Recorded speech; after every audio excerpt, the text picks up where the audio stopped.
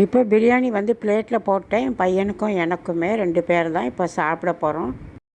Hi friends, எல்லாருக்கும் வணக்கம். Welcome back to mom six. இப்போ பார்த்தீங்கன்னா மணி 9 ஆக போகுது. 9:10 தான் எங்களுக்கு ஃபாஸ்ட்டு. இப்போ வந்து காலை வேலை முடிச்சு மழை பெஞ்சிட்ருக்கு வெளியில். இட்லி வந்து ரெடி பண்ணியாச்சு. அதுக்கு வந்துட்டு மட்டன் வந்து கொஞ்சமாக எலும்பு பீஸ் 2 பீஸ் எடுத்து 2-3 பீஸ் இருக்கும் போட்டு எல்லாம் மசாலா போட்டு வேக வச்சு எடுத்துட்டேன். இதில் வந்து நம்ம இந்த உருளைக்கிழங்கு எடுத்து வச்சுருக்கேன். 2 மீடியம் சைஸ் உருளைக்கிழங்கு அதை சேர்த்துக்கோம்.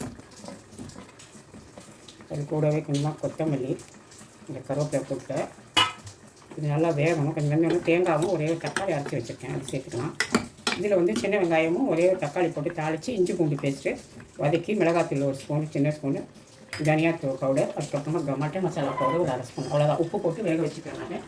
இது வந்து கொஞ்சம் வேகட்டும், நம்ம அப்புறமா தேங்காய் வச்சுக்கலாம். இது வந்து மட்டன் வாஷ் பண்ணி வச்சுருக்கேன். ஒரு 200 கிராம் இருக்கும். ஒரு 50 கிராம் தான் நான் அந்த எலும்பு குழம்புக்கு எடுத்துக்கிட்டேன். இப்போ இது வந்து கொஞ்சமாக ஒரே ஒரு டம்ளர் போட்டு நம்ம பிரியாணி செய்துக்கலாம். இதில் வந்து 1 ஸ்பூன் இஞ்சி பூண்டு பேஸ்ட்டு, அதுக்கப்புறம் வந்து இதில் மஞ்சள் தூள், மிளகாய்த்தூள் வந்து வெறும் மிளகாய்த்தூள் ஒரு 2 ஸ்பூன் போடுறேன். தனியா பவுடர் ஒரு 1/2 ஸ்பூன், பிரியாணி மசாலா பவுடர் சின்ன ஸ்பூனில் 1 ஸ்பூனு, உப்பு இதுக்கு தேவையான அளவு போட்டுக்கலாம். கொஞ்சம் ஜாஸ்தியாக போட்டுருக்கேன். இப்போ ரைஸ்க்கு மட்டும் போட்டுக்கலாம். இங்கே வந்து 1 ஸ்பூன் ஃபுல்லாக உப்பு போட்டுட்டேன். தயிர் வந்து ஒரு கரண்டி விட்டுருக்கேன். அதான் இது எல்லாத்தையும் மிக்ஸ் பண்ணிக்கலாம்.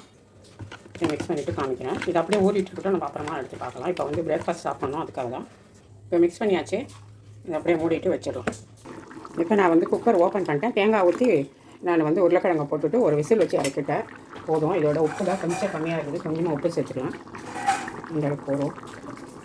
அவ்வளோதான். கொதிச்சது போதும். வெந்திருக்கும். ஆஃப் பண்ணிவிட்டு கொத்தமல்லி தூவி விட்டுக்கலாம். மட்டன் உருளைக்கிழங்கு போட்டு குழம்பு ரெடி ஆகிடுச்சு. அதான் எலும்பு பீஸ் போட்டு தான் ஜஸ்ட் சும்மா வாசனைக்காக தான் வச்சுருக்கேன். அந்த எலும்பு அதில் போடுறதோடு நம்ம ஒரு குழம்பாக மாற்றிட்டா ஒரு இட்லிக்கோ இதுக்கோ சாப்பிட்டுக்கலாம். அதுக்காக தான். இப்போ வந்து நம்மளோட மட்டன் உருளைக்கிழங்கு குழம்பு ரெடி ஆகிடுச்சு. மட்டன் எங்கே காணான்னு தேடாதீங்க. இந்த வரைக்கும் பாருங்கள். மட்டன் போட ஒரு சின்னதாக உருளைக்கிழங்கு தான் 2 சேர்த்துருக்கேன். நம்ம ரெடி ஆகிடுச்சு. ஆஃப் பண்ணிவிட்டேன். வந்து ஒரு 3 இட்லி வச்சுக்கிட்டாச்சு. இப்போ வந்து நான் குழம்பு எடுத்து ஊற்றிக்கிறேன்.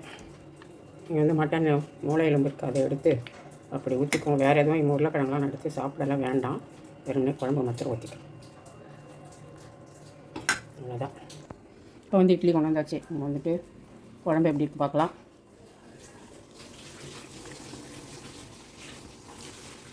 குழம்பு வந்து மட்டன் குழம்பு மாதிரி இல்லை. ஏன்னா எலும்பு ரொம்ப கம்மியாக 2 பீஸ் போட்டிருந்தாலும் அந்த அளவுக்கு தான் சொல்லோடு. பட் நல்லாயிருக்கு. வெறும் குழம்பு சாப்பிட்றதுக்கு இப்படி சாப்பிடும்.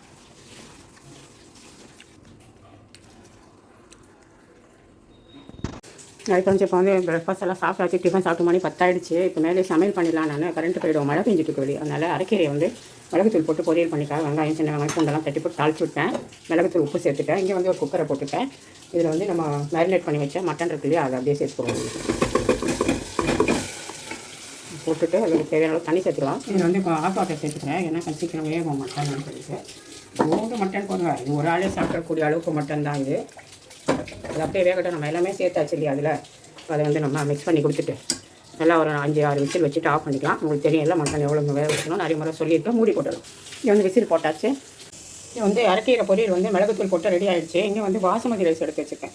இந்த டம்ளரில் தலை தட்டி ஒரு டம்ளர் எடுத்துருக்கேன். வாஷ் பண்ணி தண்ணி ஊற்றி வச்சுக்கலாம். இங்கே வந்து வெள்ளைக்காய் கட் பண்ணிவிட்டேன். இங்கே வந்து மட்டன் வந்துச்சு. ஆஃப் பண்ணிக்கலாம். பட் இங்கே வந்து பிரியாணிக்கு ஒரு வெங்காயம், பெரிய வெங்காயம் நீளவாக்கில், ஒரு தக்காளி, எலுமிச்சை பழம், ஒரு பச்சை மிளகா, கொத்தமல்லி, புதினா, அவ்வளோதான். இங்கே வந்து மட்டன் வந்துடுச்சு. எடுத்து வேறு பாத்திரத்துக்கு மாற்றிட்டேன். இங்கே குக்கரில் வந்து ஒரே ஒரு குழிக்கரண்டி ஆயில் விட்டுருக்கேன்.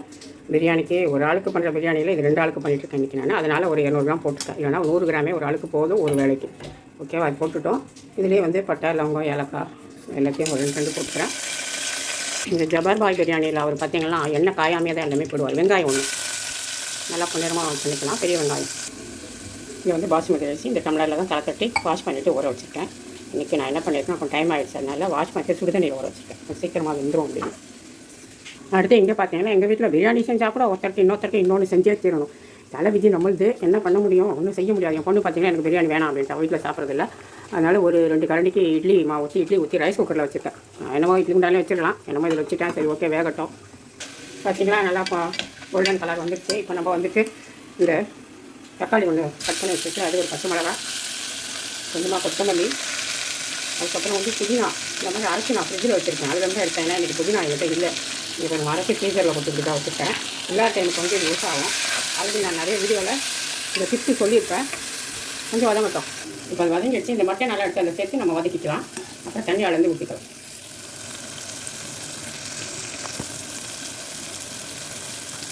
சிக்கன் எடுத்து அதில் சேர்த்துருவோம். நான் வந்து இதில் இஞ்சி பூண்டு பேஸ்ட்டு நான் வந்து சேர்க்கலை.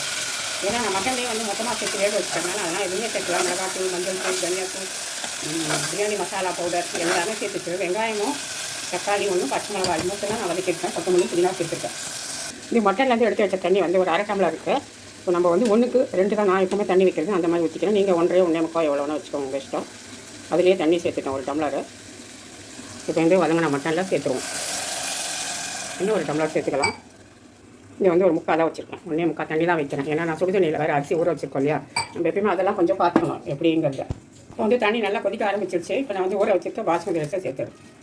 ஒரு 10 நிமிஷம் தான் ஊறியிருக்கும். நான் அதனால தான் சுடுதண்ணியில் போட்டேன். இல்லைனா நீங்கள் ஒரு 1/2 மணி நேரம் ஊற வச்சிங்கன்னா சாஃப்டாக வரும் சாதம். எப்போவுமே இது நான் போட்டிருக்கிறது வந்து லூஸ் பாஸ்மதி ரைஸ் தான் போட்டிருக்கேன்.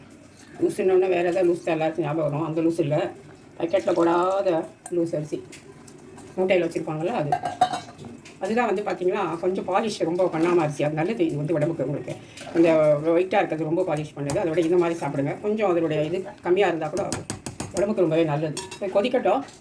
இப்போ பார்த்தீங்கன்னா அரிசியும் தண்ணியும் நல்லா லெவலாக வந்துடுச்சு. அவ்வளோதான். இந்த ஸ்டேஜில் உப்பு பார்த்துக்கோங்க. நான் பார்த்துட்டேன் ஆல்ரெடி.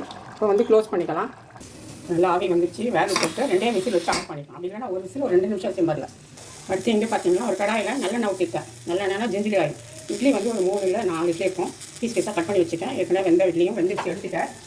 இப்போ அதில் நம்ம இட்லி மிளகாய் பொடியை சேர்த்துக்கலாம். லேசாக சூடானா போதும். இது ஏன்னா இன்னொருத்தருக்கு எங்கள் வீட்டில் தான் சொல்லியிருக்கேன் இல்லைங்களா, மிளகாய் பொடியை 2 ஸ்பூன் மிளகாய் பொடி போட்டேன். ரொம்ப ஹீட் பண்ண வேண்டாம். கொஞ்சம் சூடானோன்னா ஆஃப் பண்ணிக்கலாம். இப்போ வந்து நுரைச்சிட்டு வருது ஜிஞ்சிலி ஆயில். அவ்வளோதான். இப்போ அதை அப்படியே ஆஃப் பண்ணிட்டு போட்டால் தான் மிளகாய் பொடி கருகாமல் இருக்கும். அந்த மாதிரி ஊற்றின இட்லி பீஸை போட்டுவிட்டேன். ஏற்கனவே இட்லி காலையில் ஊற்றி சாப்பிட்டாச்சு. திரும்பவும் இட்லி 2 இட்லி ஊற்றிருக்கேன். அந்த இட்லி குண்டான மறந்துட்டேன் பாருங்கள். இப்படி தான் நான் இருக்கேன் செய்கிற வேலைங்களாம். ஓகே. இப்போ இதை அப்படியே பேரட்டி விட்டுட்டு இன்னொருத்தர் எடுத்து போட்டு வச்சிடலாம். இவ்வளோதான். ரெடி ஆகிடுச்சு. எடுத்துடலாம். நம்ம எங்களோட இட்லி மிளகாய் பொடி ரெடி ஆகிடுச்சு. அடுத்து எங்கள் குக்கரை ஆஃப் பண்ணிட்டேன். இங்கே வந்து ஒரு 3 முட்டை வந்து வேக வைக்க போட்டுட்டேன். ஏன்னா மட்டனை உள்ளகிறத என் பையன் சாப்பிடவே மாட்டான். அப்புறம் எண்ணெய் வைக்க முடியும் நம்ம, அதுக்காக தான். இப்போ குக்கரை ஓப்பன் பண்ணிடலாம். இப்போ வந்து பிரியாணி ஓப்பன் பண்ணியாச்சு. நல்லா வெந்துடுச்சு. கொத்தமல்லி போட்டு நம்ம இப்போ என்ன செய்ய போகிறோம், இதை வந்து அப்படியே எடுத்து வேணால் மழை இருந்தாலும் சீக்கிரம் ஆறிடும். அதுக்கெல்லாம் ஹாட் கேஸில் நம்ம போட்டு வச்சுக்கலாம். நல்லா பலன்னு வந்திருக்கு. இங்கே வந்து ஹாட் கேஸுக்கு ஒரு டிப்ஸு சொல்கிறேன்.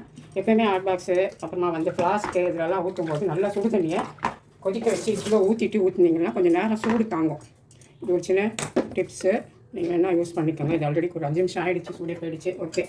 நம்ம அதுக்குள்ளே ஒரு நல்லா கொதிக்கிற தண்ணி ஊற்றி நல்லா ஒரு 5 நிமிஷம் வச்சுட்டு தண்ணி ஊற்றிட்டு உடனே அதில் கொட்டி வச்சிடணும். அப்போ தான் வந்து நமக்கு அவ்வளோதான். போட்டாச்சு. இப்போ வந்து ஹாட் கேஸில் போட்டாச்சு. வந்து மூடி வச்சிடலாம். இப்போ நம்ம என்ன சமையல் பண்ணி வச்சுருக்கோம் பார்த்துலாம். இங்கே வந்து மட்டன் பிரியாணி 2 முட்டை வந்து பாயில் பண்ணி வச்சுருக்கேன். ஒரு முட்டை என் பொண்ணுக்கு தனியாக வச்சுருக்கேன். அது வந்து மட்டன் உருளைக்கிழங்கு போட்டு குழம்பு வச்சுருக்கேன். தேங்காய் அரைச்சி ஒரு 1/2 கிலோ மிளகுத்தூள் போட்டு பொரியல் பண்ணிடுறேன். வெள்ளரிக்காய் கட் பண்ணி வச்சுருக்கேன். இங்கே வந்து பொடி இட்லி பண்ணி வச்சுருக்கேன் என் பொண்ணுக்கு. இதான் இன்றைக்கி மதியானம் லஞ்ச் ரெசிபி எங்கள் வீட்டில். இப்போ பார்த்தீங்கன்னா கோதுமை மாவு சப்பாத்திக்கும் பிசைஞ்சு வச்சுட்டேன். ஏன்னு கேட்டிங்கன்னா பிரியாணி நைட்டு வந்து என் பையன் கொடுக்கறதுக்காக சப்பாத்திக்காக பண்ணிவிட்டேன். ஏன்னா குழம்பு இருக்குது, மட்டன் குழம்பு, அது வச்சு கொடுத்துடலாம் அப்படின்னு சப்பாத்தி மாவு இப்போ தான் பிசைஞ்சேன். இங்கே வந்து டின்னர் பாக்ஸுக்கு நான் சப்பாத்தி எல்லாம் போட்டுட்டேன். வந்து இப்போ கொஞ்சமாக அந்த மட்டன் குழம்பு மட்டும் சப்பாத்திக்காக ஊற்றிக்கலாம். இங்கே வந்து உருளைக்கிழங்கு குருமா மட்டன் குழம்பு வச்சுட்டேன். சப்பாத்தியை சுட்டு வச்சுட்டு டின்னர் பாக்ஸுக்கு மூடிடலாம். அடுத்து சாப்பிட வேண்டியது தான். பிளேட்டில் வச்சாச்சு. இந்த வீடியோ பார்த்தோம். Thank you friends.